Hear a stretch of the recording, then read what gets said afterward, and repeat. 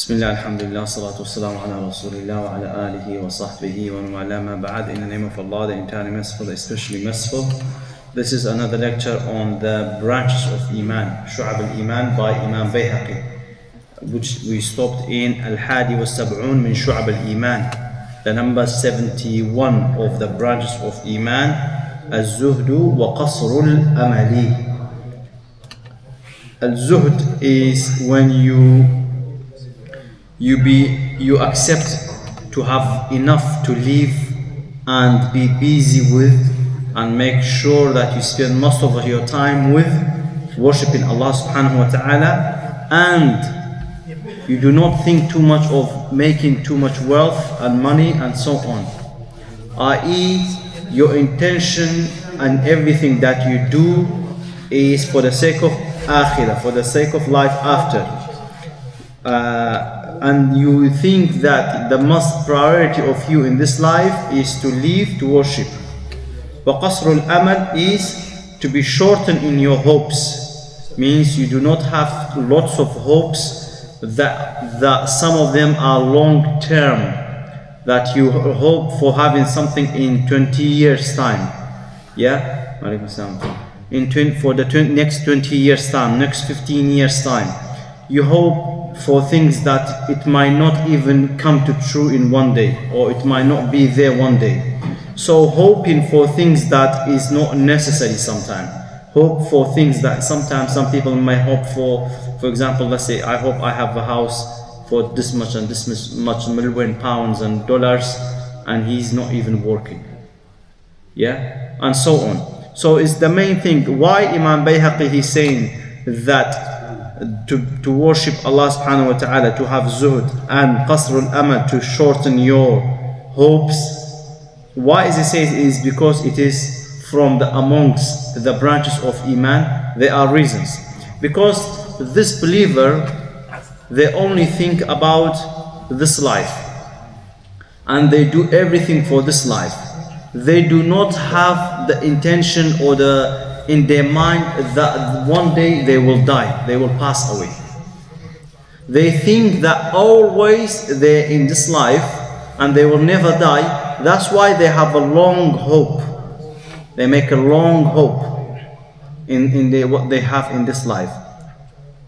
And also they do not have a zuhd. They do not have a ibadah that makes them to not too much make intention of this life and to worship. So the main thing is you could say is a characteristic of a disbeliever to not have a zuhd as well as not have a qasr al-amal. They are opposite. They have a long-term intention and they do not worship Allah subhanahu wa ta'ala. And the reason being that the ahadith that is mentioned, I will bring some ahadith that I have added it, and then we come to the Imam Bayhaqi, what he says. Imam Bayhaqi says, عن عبد الله بن عمر رضي الله عنهما قال أخذ رسول الله صلى الله عليه وسلم بمنكبي فقال كن في الدنيا كأنك غريب أو عابر السبيل. وكان ابن عمر يقول إذا أمسيت فلا تنتظر الصباح وإذا أصبحت فلا تنتظر المساء وخذ من صحتك لمرضك ومن حياتك لموتك. So this hadith that Ibn Umar he's mentioning that from the Prophet Muhammad ﷺ, he says, be in this life as you are an unknown person. Gharib means someone is not knowing. Or abir sabil, or as you are a traveler. Because traveler, he doesn't stay too long and he doesn't have hope of making money or something. He says, for example, a traveler from here, when he goes to Southampton and he wants to go to another city, for example, he wants to go to Bristol, he wouldn't stay in Southampton for long, would he? No, he will stay there for a short time or he goes straight away. And likewise, that we should not live in this life as we are always here. No, we are a traveler, means we will be going. So this is the characteristic of a Muslim, should live as he is a traveler, that he is gonna go. And this shows us and tells us what Imam Bayhaqi says, means that we do not have too much hope in this life, or we do not plan for long-term planning. وكان ابن عمر يقول And this is what I have heard from majority of the brothers, that they do not speak Arabic or they do not understand good Arabic. They say that this is the Prophet Muhammad sallallahu alaihi wasallam. He says, إذا أمسيت فلا تنتظر الصباح. If you would have if you're in the evening, don't wait for the morning because you may pass away. وإذا أصبحت فلا تنتظر المساء. And if you have waked up in the morning, don't wait until afternoon because you might die. Some they say this is Rasulullah sallallahu alaihi wasallam. He says that. No, this is Ibn Umar. وكان ابن عمر يقول ذلك. Ibn Umar used to say that. This is mudraj. They call it in ilm al-hadith, in the science of hadith, is a mudraj. We study in hadith. وخذ من صحتك لمرضك. And when you are healthy, take opportunity of that when you are healthy, because when you are ill, you can't do ibadah, you can't do worshipping and so on. وَمِنْ حَيَاتِكَ لِمَوْتِكَ. And take the opportunity of that you are in this life, because when you die, you cannot come back to this life. So take the opportunity. Don't say that I will be living long, because you never know, you might die soon. عن أبي هريرة رضي الله عنه عن رسول الله صلى الله عليه وسلم قال, that Abu Hurairah, he says that the Prophet Muhammad sallallahu alaihi wasallam says, Allahumma ij'al rizqa ala Muhammadin kafafan. That the Abu Hurairah says that the Prophet Muhammad sallallahu alaihi wasallam used to say, Oh Allah, make the wealth or the rizq, the thing that the ala Muhammad will have, kafafan. Kafafan is as much as you live, as much as you have for the day. So he's trying to say that this hadith that the Prophet Muhammad is making the dua to that Allah subhanahu wa ta'ala give me as much as I need it for today. Not for me having it for tomorrow or day after and so on and so on. So this shows us that the Prophet Muhammad had a zuhd. He didn't care about this life so much. He didn't care about having so much money and so on. He cared about living for today and worship Allah subhanahu wa ta'ala and passed away. With that, Allah subhanahu wa ta'ala agree on him. In the Bukhari, in the Bukhari is similar. This is in the Muslim, but in the Bukhari is similar. It says, قال رسول الله صلى الله عليه وسلم, اللهم ارزق آل محمد قوتا. That it says, oh Allah, in the Bukhari it says qutan, not kafafan. Is similar meaning. Qut is what you have for today. Qut is today's food that you have for today. It's same meaning. So it shows that in Bukhari and Muslim that the Prophet Muhammad make dua that he has only for today. Means that he doesn't have a long hope that he might stay for tomorrow or day after.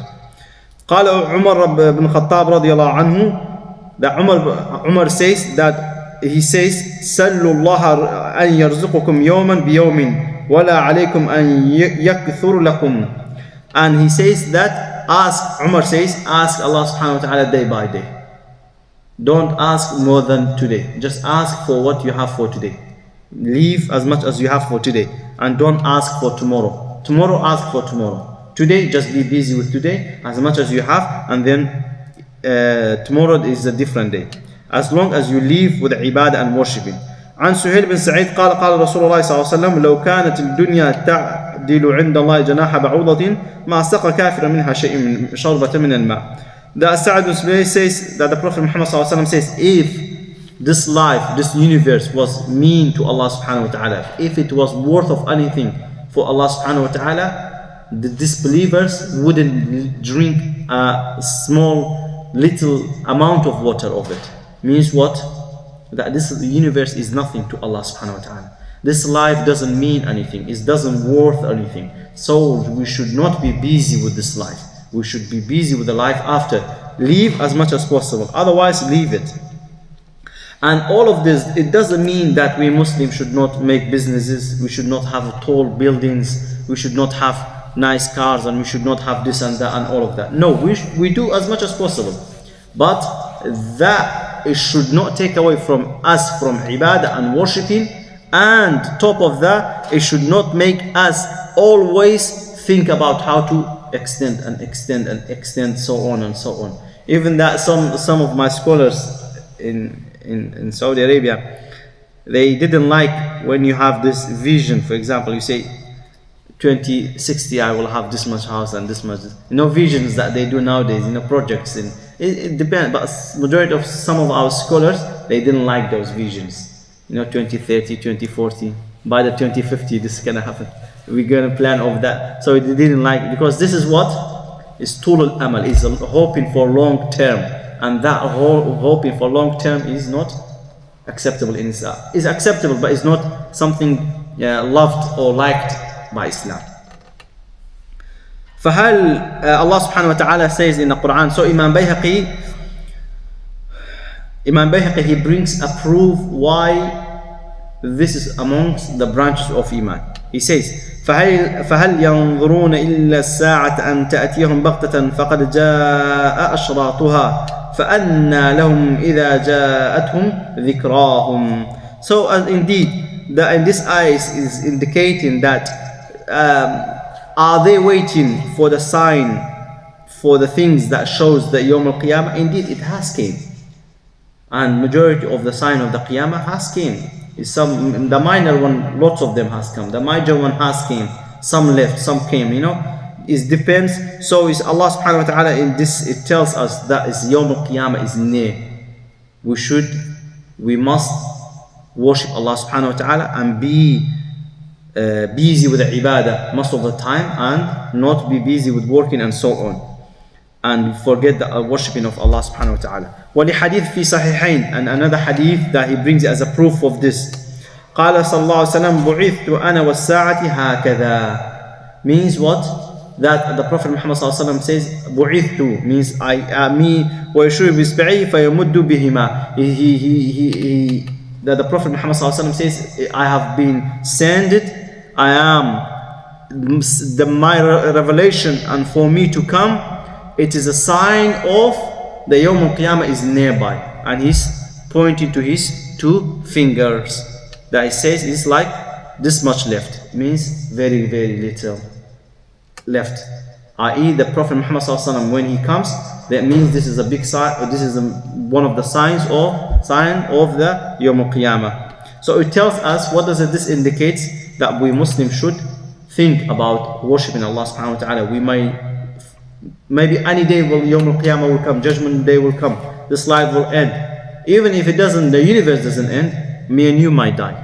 So that's why we should try utmost best to spend our times on the ibadah. So it indicates as well, those ahadith indicates that Muslim is always busy with the ibadah, always makes his time, most of his effort on ibadah and worshipping Allah and thinking about Allah subhanahu wa ta'ala. But in the disbeliever, no, always he's thinking about himself and his life and so on. He doesn't care about Allah, and he doesn't care about the worshipping, and he doesn't care about any sort of things that makes him closer to Allah subhanahu wa ta'ala.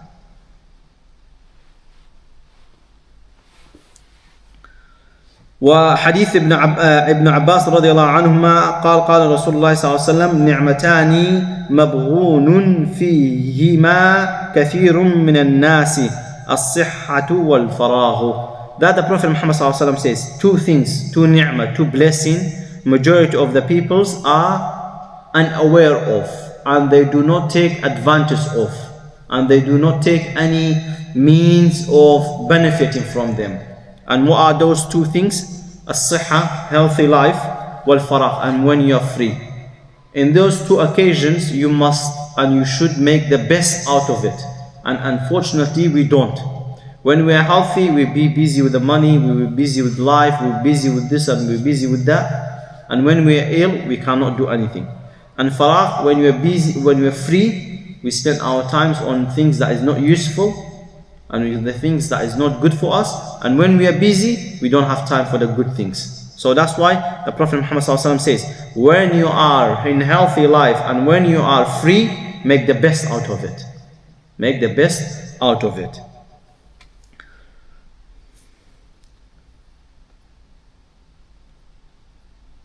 And also another hadith that the Prophet Muhammad ﷺ says, إن الدنيا حلوة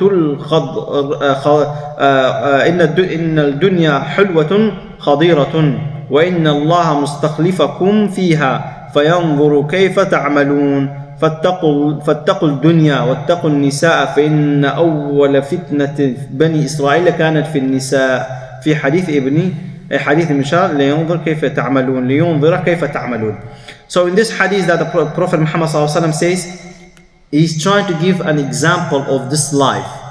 He says that this life is like a fruit, it's like a green fruit, or it's like a fruit that has a taste, has a very sweet taste. And the scholars of this interpretation, they have two ways of interpreting this and saying this. It's trying to say that this life is sweet as something sweet you eat, and very quickly the taste will go. The taste will go. Another meaning of the hadith is that this life is like a green apple. When you bite one bite and leave it, don't eat it, don't do anything with it in a couple of hours, what does it happen to? It gets bad, isn't it? So this life is like this. Very soon it will get it will get finished, so we shouldn't be busy with it. So whichever of those meanings is correct, is fine. We could take both of the meaning. Whether it is very sweet and it's like something sweet, you eat it and it will go very soon, or it's like a green apple. So both of them is fine, is correct meaning. That shows us this life is nothing, is not worth of it. Muslims should be busy with the ibadah. Yes, we are allowed to make money and so on, but we shouldn't. That shouldn't take us away from ibadah. فَاتَّقُوا الدُّنْيَا. Prophet Muhammad says, be away, be afraid, be scared of this life. Because if this life attracts you, then you will forget Allah subhanahu wa ta'ala. وَاتَّقُوا النِّسَاءَ. And be away, be fearful toward women. Because if a woman attracts you and take you away, then everything will get back to you. فَإِنَّ أَوَّلَ فِتْنَةِ فِي بَنِي إِسْرَائِيلَ كَانَ فِي النِّسَاءِ. Indeed, the first fitna, the first thing that make the Banu Israel division and make bad in them was Nisa, was the woman. It was the woman who started, make everything bad. And also another hadith, but I haven't wrote if it's sahih or da'if, but it should be sahih inshallah, at least, or hasan. But anyway, because most of the time I bring only hadith that I'm very sure it is at least is hasan or is sahih majority of the time, but inshallah this one as well. قال صلى الله عليه وسلم من أحب الدنيا أضر بآخرته. That Abi Musa says that أن رسول الله صلى الله عليه وسلم قال, that the Prophet Muhammad صلى الله عليه وسلم says, من أحب الدنيا أضر بآخرته. Whomever go in love or attracted to this life, then his life after is being in a dangerous. His life after is not good. ومن أحب آخرته أضر بدنياه. And whomever loves the life after and go attract with the life after, then this life will be bad for him. Means he doesn't care, he will not have much money, he will not have good life, he will not have excellent life, he will not have so on and so on in this life. Why? Because he only have he has a caring about the life after, and that is what is a zuhud. You care about life after and you don't care about this life. فآثروا ما يبقى على ما يفنى. That the Prophet Muhammad says, take advantage of what it stays and what it stays top of what it will go. Means be clever, be wise of what you choose amongst what. Don't choose something like a green apple. If you leave it, it will get bad quickly. Take something that will never get bad. It will never get expired. And that is life after Qiyamah and Ibadah and so on. So we will go to the next one, and that's الثاني والسبعون من شعب الإيمان الغيرة وترك المذاءة. The number 72 of the branches of Iman is having al-ghira wa tark al-madha'. Ghira is virility. Virility is when is something in a man that toward his family or toward his wife and so on, that he does not like someone look at his family or say something bad or so on. وَتَرْكُ الْمَذَاءَ, and تَرْكُ الْمَذَاءَ is what? Is to not have opposite of that. Nowadays, a guy sees a boyfriend with his daughter and he doesn't say anything. Or a girl brings a boy in at home, he doesn't care about anything. You know, a girl has she's only 14, 15, she's pregnant, the father doesn't care. That is madha'a. That he does not have virility upon his family. He doesn't care about anything. People look at his wives and say, oh, looks so beautiful, and he doesn't say anything. You understand? All of that is not acceptable. And all of that comes from what? It's shaitan, he makes it on the people. It's shaitan, he makes you to be like that. He makes things beautiful in front of you and makes other things dirty in front of you. When you have al-ghira, yeah, it makes you like, oh, you're extreme and you're this, you're that. But you're in madha'a, no, you're calm, you're chill, you're modest, you're this, you're that. So it's shaitan who makes things different on you, and it makes it that if you have a ghira, it's something bad. But you should have a ghira, which we will come in a minute, ghira on many things.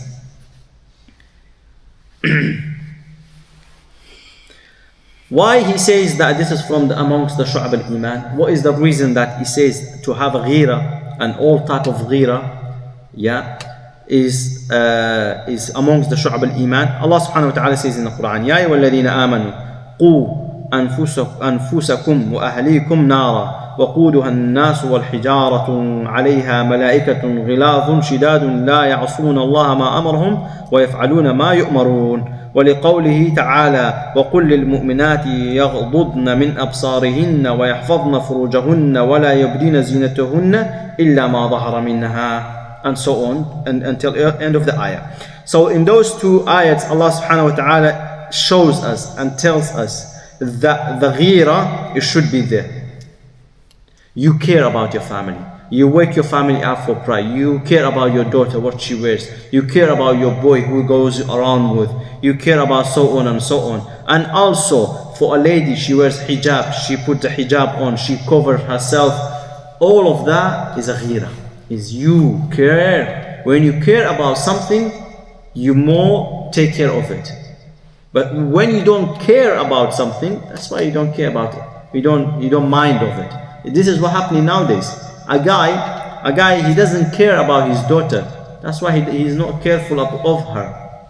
The guy, he doesn't care about his son. That's why he doesn't care about him. He's not careful about him. It doesn't matter when he comes, when he goes, who his friend is, who his mate is. So he let him do whatever he wants. And that is a sign of someone doesn't have ghira.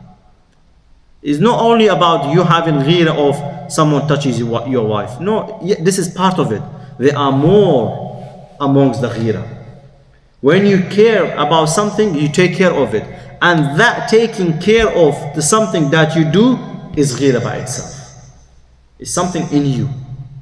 That's why you should do so. ولحديث عن أبي سلمة أن سمع أبا هريرة رضي الله عنه عن النبي صلى الله عليه وسلم أنه قال إن الله يغار وغيرة الله أن يأتي المؤمن ما حرم الله. Indeed, he says that the Prophet Muhammad صلى الله عليه وسلم says, indeed Allah subhanahu wa ta'ala يغار. He has this virality that Allah subhanahu wa ta'ala has. And what is amongst what he has, that if you do something haram or forbidden, or you do not obey Allah subhanahu wa ta'ala, is amongst that. You see where it comes from? Is that like that's why we say ghira is not about you only about caring your wife, that someone doesn't touch her. It's more than that. When you care, it's more than that. Same thing, when you pass the limited of Allah subhanahu wa ta'ala, He put it for you. When He said to you, you must do this and that, and you don't do it, or He said don't do this and don't do that, and you do it, and that is when you break, and Allah subhanahu wa ta'ala will answer you later on in a different ways. So that's why is ghira, we should have it. We should have the ghira. And those ayats and hadith indicates on that. This is playing around. Okay. ولحديث عن أم سلمة أن النبي صلى الله عليه وسلم كان عندها وفي البيت مخنث فقال المخنث لأخي أم سلمة عن عبد الله بن أبي أمية إن فتح الله لكم الطائف غدا أدلك على ابنة غيلان فإنها تقبل ب4 وتدبر ب8. فقال النبي صلى الله عليه وسلم لا يدخلن هذا عليكم. So this hadith is a long explanation and it has lots of things behind it, but we only come to some certain of that, and in the future inshallah if you come to hadith we will explain more in deeply. In here it says that they said that a mukhannath is a person, a man who acts like a woman, okay, who acts like a woman. He says that when they said that if you victory and you go into Taif, there are peoples like this. There are people, a man act like a woman. You will see them that they act like a woman, and they are man. And the Prophet Muhammad had virility. He said you do not allow those people to come into you, and he's telling to his family members to not allow those people come into you. So that's why there are people that he's saying that don't let them. And why? Is because maybe sometimes there are many reasons that the women when they're together they take off the hijab, and this is a man is not a woman and he's acting like so. Maybe they dress something that they shouldn't be, only maybe they're breastfeeding, maybe and many other ways. You understand? So that's why the Prophet Muhammad has the ghira, and he said do not allow them come and sit with you and mix with you. So that is the ghira that we should have, and we should take care. This is amongst of what is caring about the others that you take care of. And the Prophet Muhammad in another hadith says, إن الغيرة من الإيمان وإن المذاء من النفاق والمذاءة الديوثة. Indeed, in this hadith that the Prophet Muhammad says, virility and ghira is amongst the iman. It is your iman that indicates how much ghira you have. It is the iman. If you see someone that does something haram, you stop him. If you didn't have the iman, you didn't have a ghira. You didn't care about someone does a haram, someone doesn't do a good. You didn't care about someone anything. You didn't care about if a town doesn't have a mosque, you build a mosque. If your iman is not so great, you wouldn't care about building a mosque and so on. So that's why you care, that's why you build a mosque and so on. وَالْمَذَاءَةُ مِنَ النِّفَاقِ. Indeed, the opposite is from nifaq, hypocrisy. Yeah? قال الحمل هو أن يجمع بين الرجل والنساء ثم يخليهم يماذي بعضهم بعضا وأخذ من المذي وقيل هو إرسال الرجال مع النساء من قوله مذيت والفرس إذا أرسلتها ترعي. فأول ما يدخل في هذه الجملة الغيرة من كل مسلم على دينه حتى لا يتسمى بركوب المعاصي. And so on. In this, like as we said,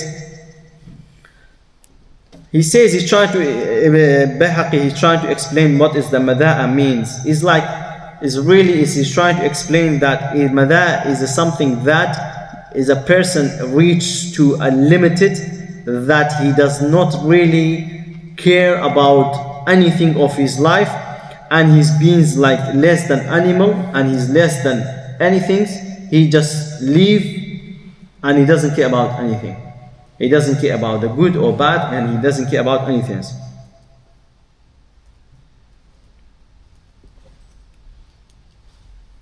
And also he says, وَقِيلَ هُوَ إِرْسَالُ الرَّجُلِ مَعَ النِّسَاءِ. Indeed, he says, mada'a is what? One of the ways of mada'a is what? Is when a man and woman mix without caring about anything. They mix and they act like different. And even nowadays, sometimes in a house, the share house, there's a share house for men and boys together, boys and girls together, and so on. I don't know I never been to thingy here. I know the university campus is here same. Separate. You have separate as well. You have separate and you have a mix as well. The rooms are. But they're all in one building. Yeah. They're all in one building. Now this is the problem. Maybe a lady, she wants to take her time and not be different.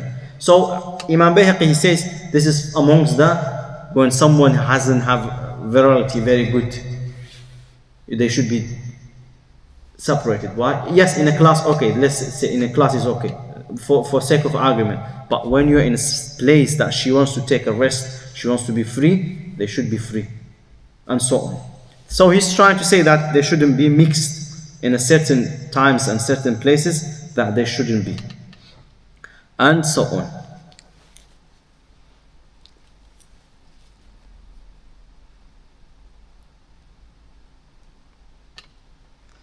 Okay, we will stop here.